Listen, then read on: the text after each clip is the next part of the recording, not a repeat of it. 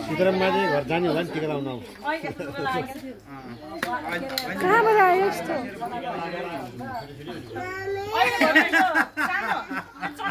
before र after हुने भयो